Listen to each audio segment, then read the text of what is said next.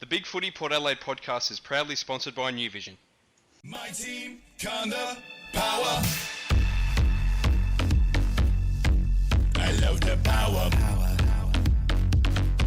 I love the power. Hi guys, and welcome to the Big Footy Port Adelaide podcast, a show about all things Port Adelaide Footy Club. I'm your host, Macca 19, and joining me as co-host, as always, we got Fishing Rick. Macca, mate, how are you? Good, buddy. Yourself? Bit grumpy. Bit grumpy. Yeah, I am a bit grumpy. I'm a bit angry at the media. I feel it's not footy related, but I get a bit annoyed when they start picking on Nathan Lyon. I reckon he's a good serviceable bowler, and seeing in the paper that he was branded a liability after a poor subcontinent tour, I thought was a bit harsh and disappointing. But there you go. He holds his own. That's about it. It does hold his. He's very serviceable as an off spinner, and we've never had many fantastic off spinners, and he's filling in the void. Indeed, that's it. And back on the podcast this week, another moderator. We got Ford Fairlane. Thank you very much. The Falcon is back. Well, look, I figured we landed such a big fish this off-season in Patrick Ryder, one of the biggest recruits we've had in years. I called it the biggest recruit since Gavin Wanganeen a few weeks ago. So I figured we could use that as inspiration, and I thought we might have a bit of a chat about some of the other big recruits we've had that have been really influential for the Port Adelaide Footy Club over the years. Sounds good to me. All right. Well, let's get straight into it. Might as well start at the top and some of the big names that have really made the Port Adelaide Footy Club what it is today. Jay Nash and Nathan Loney, come on down. The Giants. The Giants. Well, Scott Harding. Scott Harding, yes. Well, let's talk about. Let's start at the top, in all seriousness, and talk about a couple of the serious big names that really made Port Adelaide what it is. In Bob McLean, who we got from Nord, had a serviceable career for Nord. Crossed over, played 147 games, kicked 414 goals for Port. Was a premiership player, was a full-time leading goal kicker. But I guess his biggest influence was probably his post-career influence on Port, where he was secretary for 31 years, and then was the chairman of the board for 7. Just one of the great administrators of Australian football, and certainly at Port Adelaide. His reputation as a really tough negotiator was just renowned. Yep. Was he more famous for being off-field for us than his playing career in the SANFL? Yeah, I think I'd agree with that. But I mean, he had an amazing career, really, when you look at it, over 200 games in total in 15 years at two South Australian clubs, and during the war years even played 3 games at St Kilda in 1941. So it's probably overshadowed his playing career, but his administrative career was just so big and so illustrious that in the end that's probably become the greater contribution, but still a fantastic career as a player. Absolutely. And a cricketer. He represented South Australia at Sheffield Shield. Indeed, absolutely. And I guess his right-hand man, you could call him, was Fos Williams, who we picked up from West Adelaide. And I guess in the end, you've got to say, has a single name or a single family had more influence on a footy club in the country? It's hard to argue with it. Off the top of my head, I couldn't think of anyone. I mean, really, Fos Williams and Port Adelaide, especially post-World War II, and the enormous success Port had is associated with Fos Williams and carried through his playing, one of his great players in John Cahill as a coach, who just refined the Williams mantra to fit modern day football and continued on. Absolutely. I think that's the legacy, isn't it? You know, it's not what he just did with his club, but it's what he was able to pass on post his time at the club. And like you pointed out, Ford, his legacy was John Cahill and then his children. And correct me if I'm wrong, it was 3. He had 3 kids that played with Port, didn't he? That's right. He did. Yep. Yeah. Mark, so Stephen. Yeah. And, I mean, if you think about it now, they talk about coaches in the AFL system and how they turn players or assistant coaches into coaches. I mean, there wasn't that volume back then as there is now, but his influence was pretty significant on the game of football. Absolutely. I mean, you just have to look at the stats of not just Fos, but the Williams family overall. He played 151 games as a player, was a 2-time best and fairest, but most importantly, he was a 6-time premiership captain coach. Then they also coached the club to 3 premierships as well. Anthony played 100 games for the club. Mark Williams was involved in 5 premierships, 4 as a player, 1 as a coach.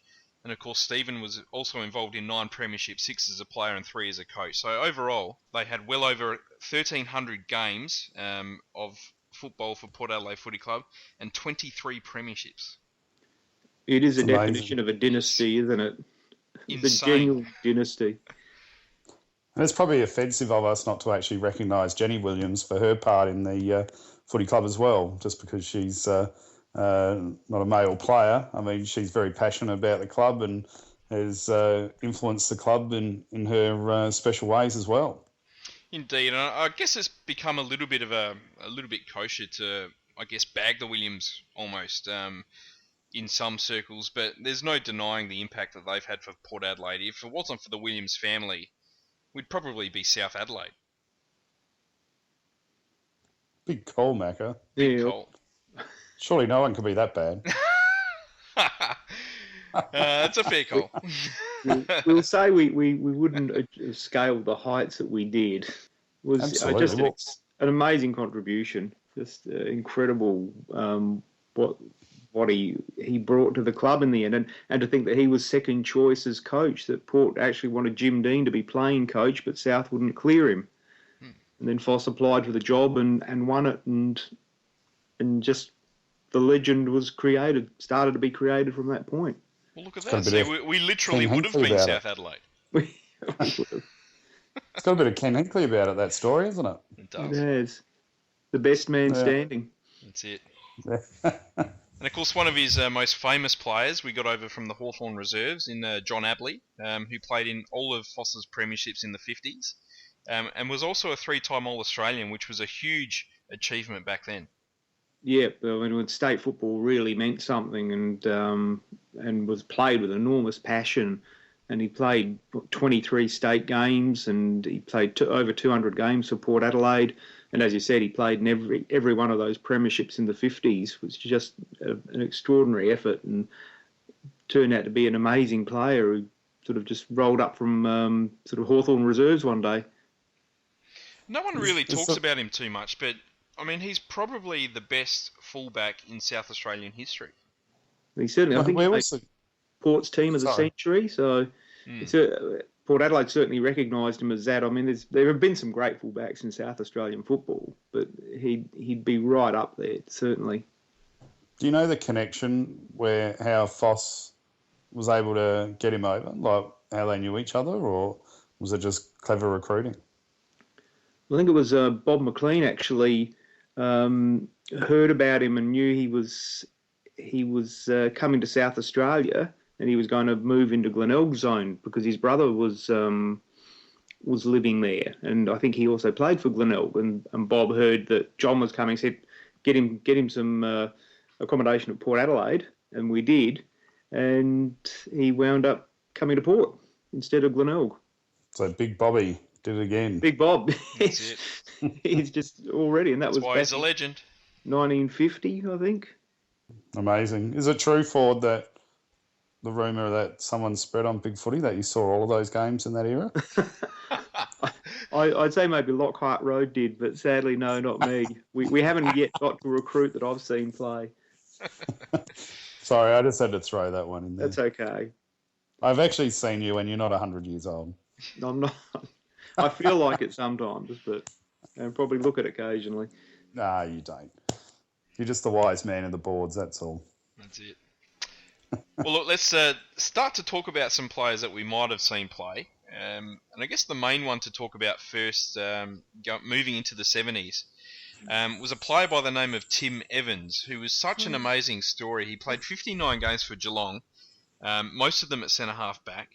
He moved to Port Adelaide in 1975, played the 76 grand final at fullback, yep. And then moved to full forward in 1977 and never looked back, and is currently sitting second in the all-time SANFL goal-kicking list with 1,044 goals. It's an incredible story with Tim. I mean, I can tell you the story of him getting shifted to full forward because he was, as he said, he came over as a centre half back, and I remember his first game was against West Adelaide, and it was quite an emotional game because it was Fos Williams' first game as coach of West Adelaide and John Cale's first game as coach of Port Adelaide, and they played at Richmond, and Evans was playing at centre half back, and he took something like half a dozen marks in the first quarter, and then someone accidentally trod on his hand either late in the first quarter or early in the second, because his influence on the game was so great. It could have been Ray Hayes, who had gone over to West Adelaide with Fos. But Tim was certainly recognised as a key defender at that stage, and the story went that John Cale was watching him kicking for goal one day at training and thought, wow, this guy kicks really straight. I might have to have a look at him up forward. And they played there used to be the old Datsun Cup in those days. It was a midweek competition. It became, the Escort Cup in later years. And he threw Tim at full forward in one of those games. And I think we just lost to Glenelg, who were one of the power teams, believe it or not, back then. And the funny thing was he didn't actually kick all that straight in that game. He kicked 3 goals for, but he was really good on the lead, read the lead really well, really strong hands, and certainly as the years went by, his kicking just improved and improved to the point, that he was replicating what he was showing at training. And I remember one of his early games up forward, he played alongside Randall Gerlach, who was the regular full forward. And I think the first time they used the two-pronged attack, as they called it, then they kicked 16 goals between them. It didn't work really well for too long, and in the end, I think Evans went back into defence, but then in 77 shifted up to full forward during the season, probably about halfway through, and I think wound up kicking nearly 80 goals in about 11 games, including 7 in the grand final, even though he was king hit in the second quarter.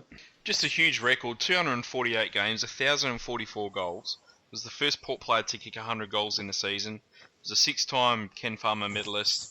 Held the record for most goals in a season for a little bit there as well. Was a 4-time premiership player and ended up full forward in the Port Adelaide Footy Club best team.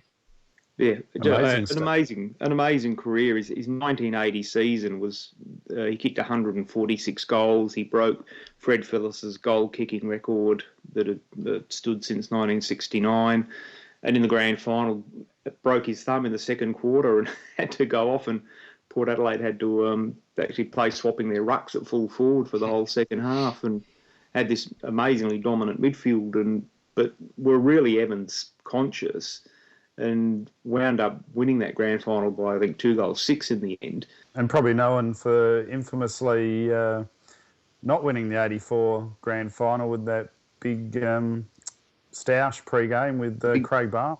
Yeah.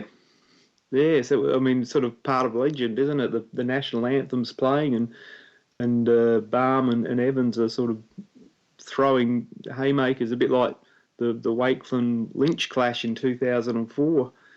It sort of came to that Barmy had tried to physically bully Tim during the year, and Tim decided, okay, in a grand final, he wasn't really a really physical player like that, Tim Evans, but he decided, no, he's not going to be stood over, and he was going to make a stand himself this time against it. And yeah, it didn't quite work out for us that day. No. That was my first game of footy. That was one of my first game of live football anyway, and that was one of my lasting memories. A, the depression of losing, and B, that brawl. There you go. Well, speaking of brawls, the next player we should probably talk about is Dave Granger, who crossed from St Kilda. Didn't play a lot of games for Port Adelaide Footy Club, but there's probably not many players that had the impact for Port Adelaide that he did in more ways than one. Certainly the player involved in the most controversial incidents, I guess, recruit or otherwise, sort of trouble followed Dave around. He did play 103 games. He played in 2 league premierships. He's at 77 and 81, and he played in the 1980 reserves premiership side that came from about 50 points down at three-quarter time to win the grand final. He kicked 5 goals in that game. But yeah, certainly certainly well remembered for a string of on-field incidents, and that 1982 preliminary final that finally was his last game in the end, and the mayhem that he caused that day. I think all of those incidents tend to overshadow what a terrific player he was and what a great athlete. Fantastic player. Guy at 187 centimetres and 87 kilos who just dominated that centre half forward position, with sheer willpower and cleared out that forward line and really opened it up for guys like Tim Evans to work in some space and made the smaller players around him stand tall. And I imagine you'll get to this guy as a recruit too, but formed quite a partnership with Bomber Clifford for putting the wind up a few opposition players. Indeed. I think he's a bit underestimated though, isn't he, Ford? Because everyone talks about the physical attributes of his game, but I think even our nemesis Graham Cordens used to defend him and argued that he was a very skillful and talented football player with taking the thuggery out of it.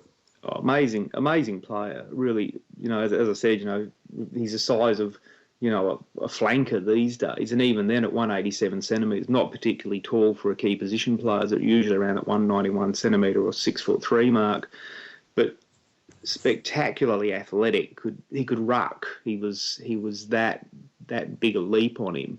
And really strong hands. It's like Randall Gerlach was renowned for the old vice-like grip, and Granger was another one who just really strong attack at the ball, great mark, great athleticism. As much as anyone, he was responsible for that 1981 premiership by filling that key outer post that we really needed to get done, and freed up Evans to just play as a full forward and stop ruckman and doubling up defenders, tag teaming him. It's hard to kind of relate him to a modern day player because he, as you said, he was very athletic. He had a huge leap on him, could take a specky as good as anyone, had a massive kick, a huge handball, was lightning quick. It's hard to think of a player that he relates to these days. Oh, come on, Macca, that's easy. Sounds like Jasper, doesn't he, really? Well, as Ford said pre-podcast, he is the same size as Jasper Pittard. When he first went to St Kilda, he's the same height and weight as Jasper Pittard. A skinny kid from Bacchus Marsh, or originally from Nil in Victoria, is his birthplace, but playing footy in Bacchus Marsh. And the story went there too that Bob McLean, that name again, was sort of scouting around for recruits and spoke to his guy, was a good friend of his, Fred Fanning, who's quite a legendary full forward. I think he kicked 18 goals one day for Melbourne in a league game. And Fanning was a publican in Bacchus Marsh, and Bob sort of said, "You got any players out there we might want to have a look at?" And Fred said, "I got a young lad here called Dave Granger who just had a go at St Kilda and they've let him go." And so Port brought him over and had a look and liked what they saw, and he certainly became one of the legends of the club. Well, look, you mentioned him before, Bomber Clifford. He played 38 games for Collingwood, crossed to Port Adelaide in 1978. He ended up playing 160-odd games, 3 best and fairest, 3 premierships. Was just a magical and brute of a footballer. Just a terrific player, just a real ability to find the ball. Another guy with really good skill level that's probably, largely underrated again because of his reputation as, sort of that lovable larrikin and quite a physical player as well for a small bloke. I think he was only 5'10" and probably went, 78 kilos or, 12 and a half stone in the old. And, but a really fit guy that always sort of gets overlooked. And I remember when he arrived at Port, John Cale couldn't believe his level of fitness. And while Bomber, certainly enjoyed the off-field social life a bit. On-field, he just ran all day and got the footy, and he's kicked a couple of enormous goals in grand finals that I think have increased 20 metres in length over the years. Yep. But was still some huge kicks. I think against South in the '79 grand final on the Bays in '81. Just big torps. Loved to kick. Didn't handball a lot, Bomber. Loved to kick, and just kept getting the footy. I do remember Bomber Clifford being a larrikin, and I do remember him being tough at the bloody body and the ball.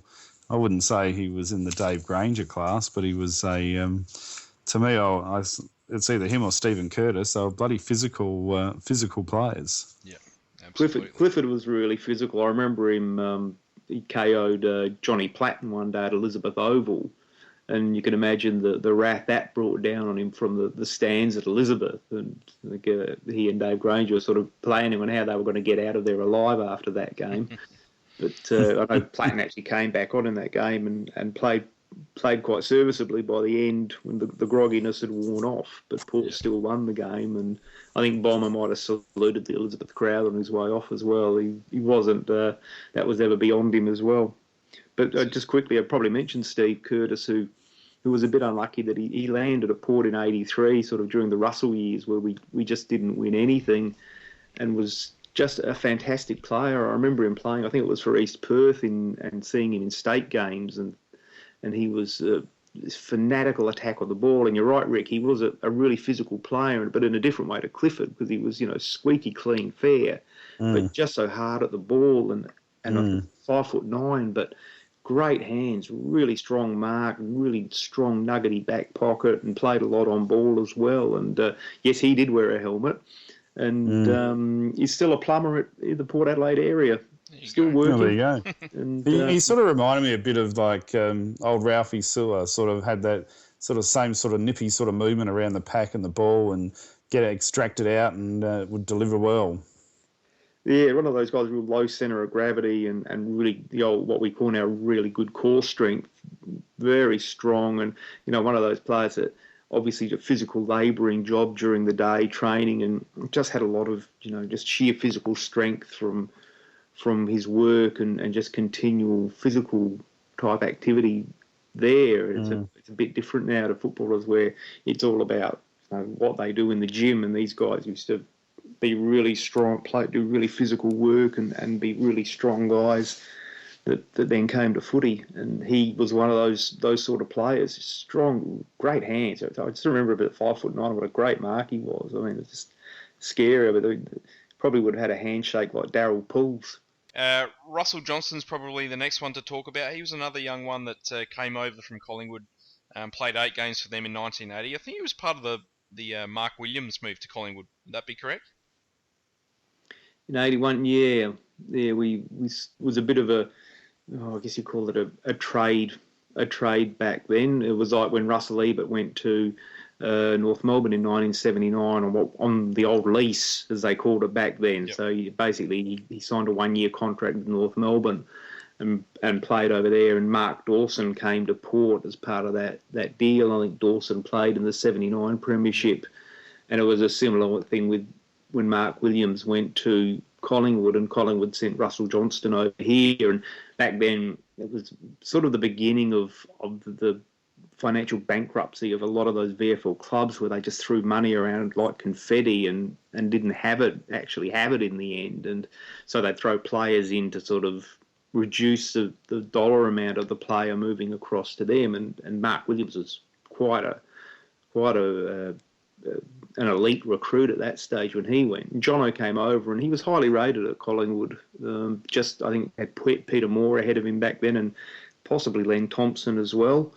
He probably struggled early. I think he'd even admit that himself. But as he adapted to SANFL footy, just became one of the best ruckmen in the competition. And that was in an era where there were some great ruckmen going around, and guys like probably getting near the end of his career, but I think Rick Davies was still trundling around then, and Peter Carey, of course. He and Jono had a number of battles in the ruck.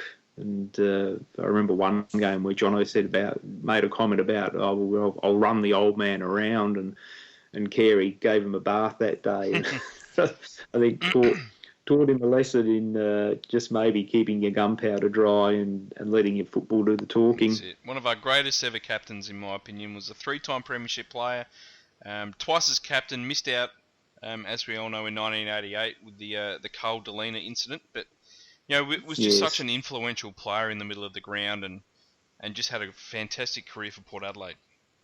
Yeah, and part of that Cale Wall, where he would just set up a kick behind the play, whether we were pushing, if we'd pushed a team, had the ball well in our forward line, and he'd just drop around the wing somewhere and could mark just about anything that came his way. I think, and just for Rick's benefit, I think we should mention that when he missed that 88 game, but David Hines just played one of the great ruckman games in that 88 grand final.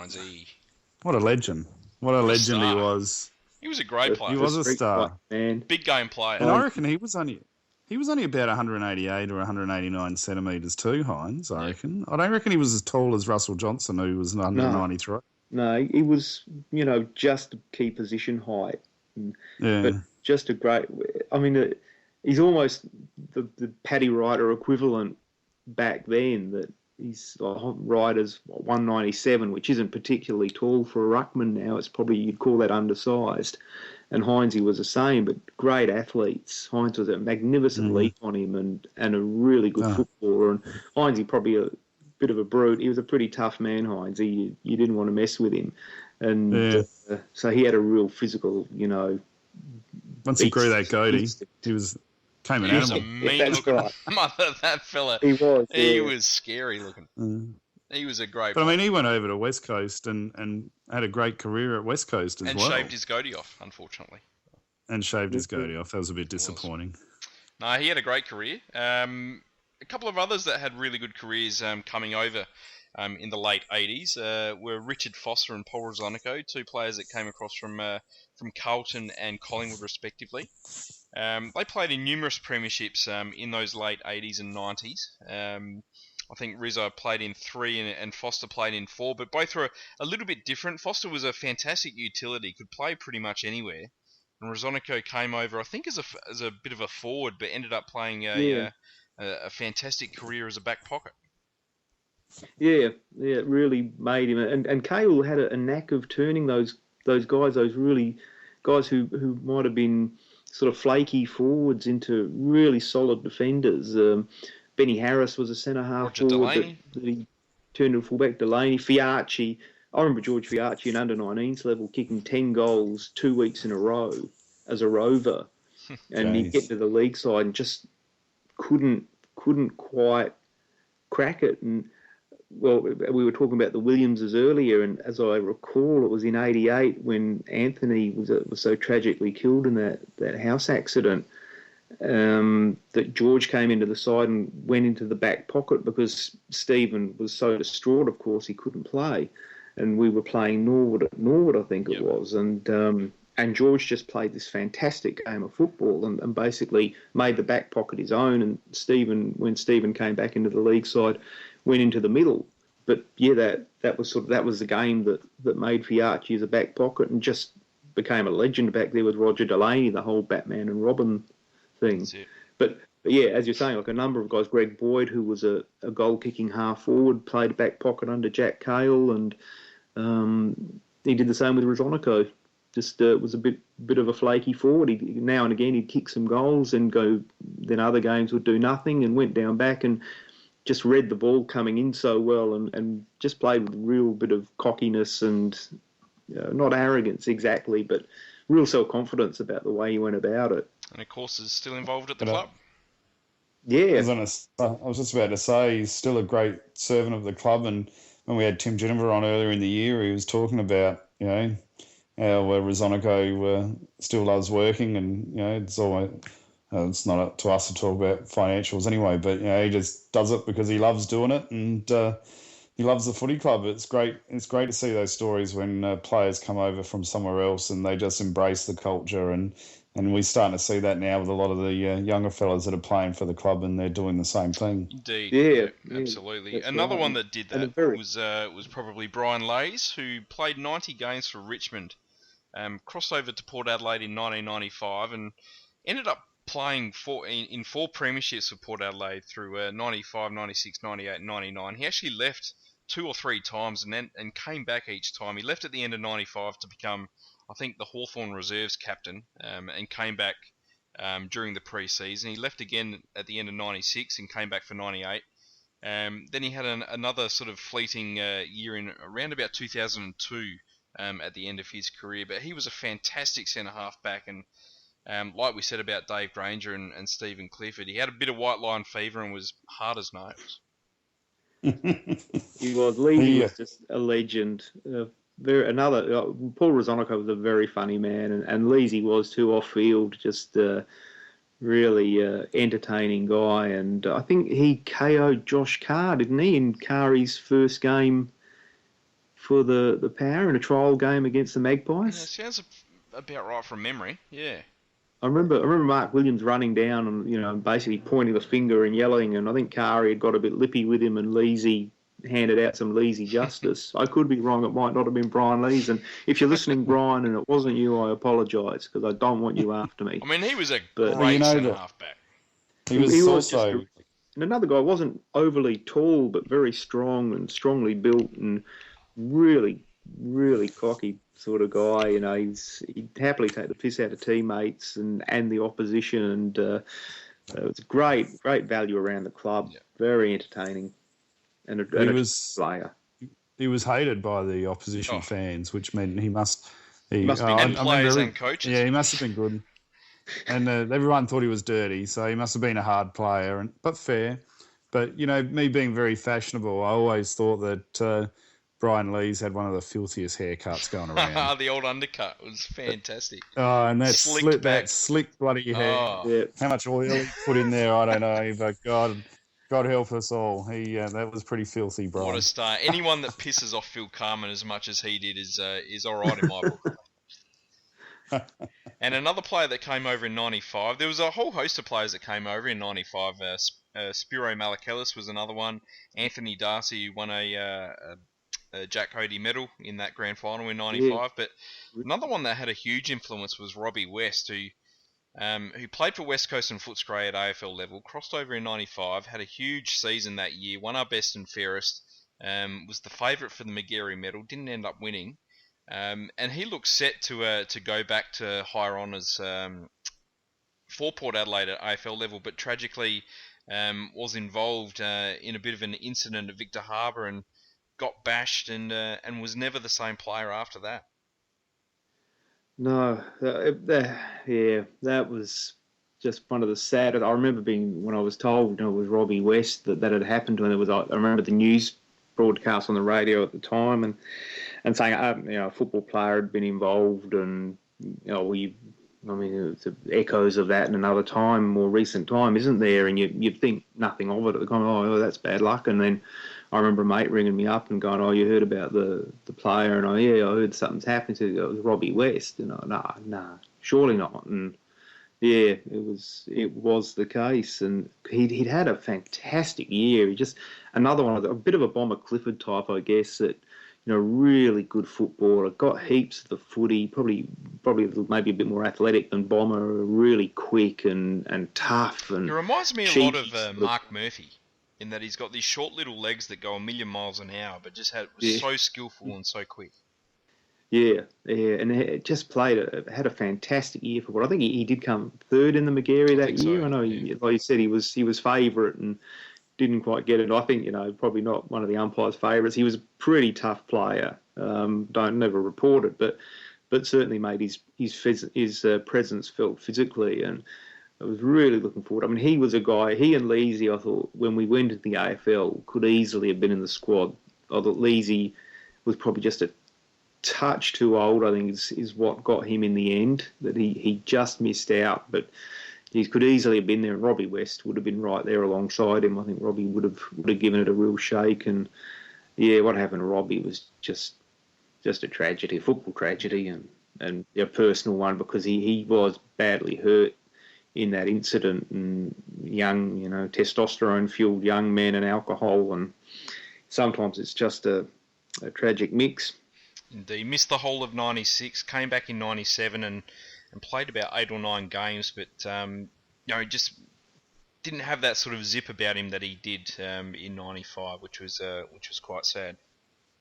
Yeah, it was a terrible waste. 2 other recruits that we had, moving a little bit further into the 2000s now, and Ryan O'Connor and Tony Brown came as a duo in 2001, and quite fantastically won the Magarey medal. Both of them did that year.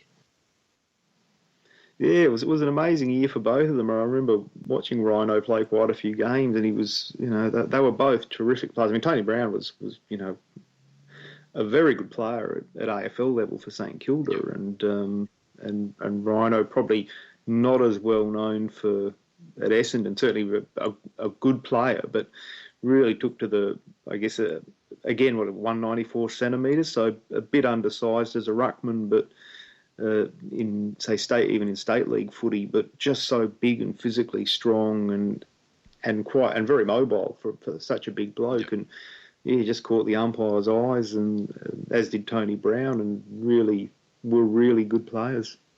Well, of course, Rhino didn't stay at the club. He went to North Adelaide after about 2 or 3 seasons. But Tony Brown ended up playing a fair bit longer than that, and did captain the club. He was one of the best players in the modern era for the Magpies.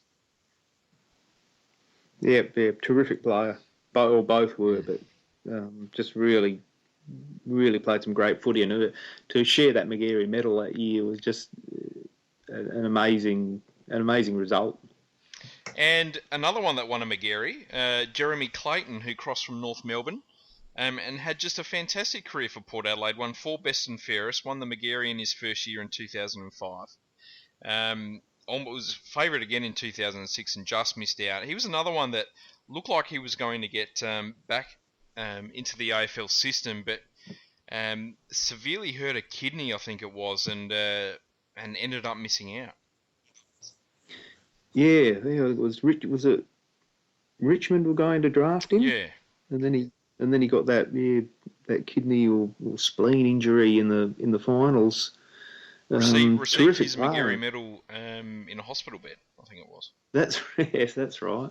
Terrific player, I guess the SANFL probably wasn't at the level that we remember it during, the 80s and 90s, but he really was a standout player even so through that era, and just a small guy, I guess, but really walked tall on the footy field, great skill and really physical player, and turned quite passionately Port Adelaide by the end. I mean, I know there's been some controversy about some of the things he said about Power and the Magpies, and there seemed to be that schism within the club at that time that's since been repaired by, certainly started with the work of Tim Ginniver and George Fiarchi, but he really did have great passion for the club, and any other recruit might have just thought, who cares, so what? But he took, at least he cared enough to have a position and take a stand on that, and